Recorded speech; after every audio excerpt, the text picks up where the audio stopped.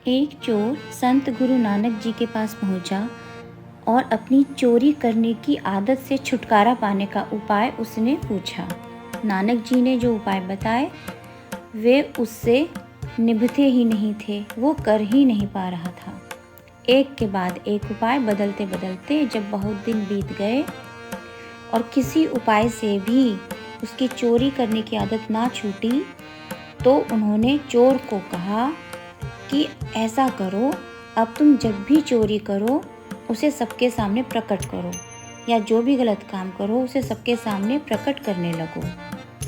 इससे अब चोर का बार बार आना और पूछना समाप्त हो गया और उसकी चोरी करने की आदत भी सुधर गई। अपने गलत कृत्यों को प्रकट करने में उसे लज्जा लगती थी, अतः उसने चोरी करना ही बंद कर दिया। धन्यवाद। एक राजा बड़े दानी थे। उनका नाम था रविशंकर महाराज। वो प्रतिदिन 1.25 मन गुड़ बांटा करते थे। एक दिन एक बालिका को गुड़ देने लगे तो उसने गुड़ लेने से इनकार कर दिया। महाराज ने पूछा कि तुम्हें गुड़ नहीं लेना क्या? बालिका बोली, मुझे यह शिक्षा मिली है कि मेहनत करके ही कुछ लेना चाहिए। ऐसी शिक्षा किसने दी है तुम्हें बालिका? महाराज ने पूछा। बालिका ने उत्तर दिया, मेरी माता ने। महाराज ने पता लगाया कि इसका घर कहाँ है। उन्हें जानकारी मिली कि एक विधवा ब्राह्मणी अपना और अपनी बच्ची का लकड़ियाँ बीनकर और बेचकर गुजारा करती है। यह समाचार पाते ही महाराज ने कहा, जिस देश की माताएं ऐसी हों उनके बालक ऐसे ही संस्कारवान बनते हैं, अपनी मेहनत करके ही कुछ लेते हैं, मुफ्त में कुछ नहीं लेते। यानी हमेशा हमें मेहनत करके ही फल की इच्छा रखनी चाहिए, यानी मेहनत करके ही अपना पालन पोषण करना चाहिए। उद्यान में भ्रमण करते करते अचानक राजा विक्रमादित्य महाकवि कालिदास से बोले, आप कितने प्रतिभाशाली और मेधावी हैं, पर भगवान ने आपका शरीर भी बुद्धि के अनुसार सुंदर क्यों नहीं बनाया? कुशल कालिदास राजा की रूप गर्वोक्ति समझ गए। उस समय तो वे कुछ नहीं बोले, लेकिन राजमहल में आकर उन्होंने 2 पात्र मंगवाए, एक मिट्टी का और एक सोने का। दोनों में जल भर दिया।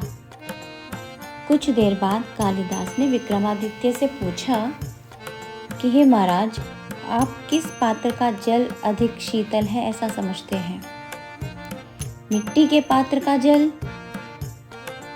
विक्रमादित्य ने सहजता से उत्तर दिया।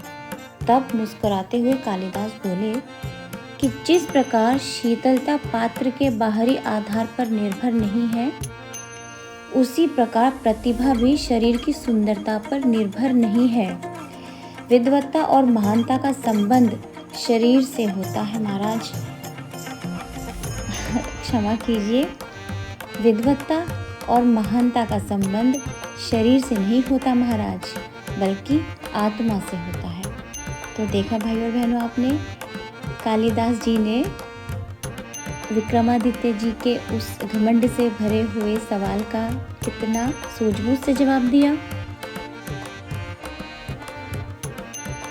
महर्षि कश्यप की 2 पत्नियां थीं, कद्रू और विनीता।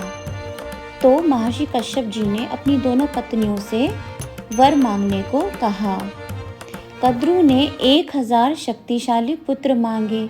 उसका विचार था कि बड़ी संख्या में शक्तिशाली पुत्र उसे विनीता से ज़्यादा सम्मान और यश दिला सकेंगे। विनीता ने मात्र 2 तेजस्वी और सुसंस्कारी पुत्र मांगे। कद्रू के नागपुत्र हुए 1000। थोड़े समय के लिए उसका दबदबा भी बन गया, लेकिन जब विनीता के अरुण और गरुण का पराक्रम प्रकट हुआ तो संख्या के ऊपर श्रेष्ठता का महत्व स्पष्ट हो गया। अरुण बने भगवान सूर्य के सारथी और गरुड़ बने भगवान विष्णु के वाहन। उन्होंने चंद्रलोक से अमृत कलश लाकर कद्रू के बंधनों से अपनी मां विनीता को मुक्त कराया।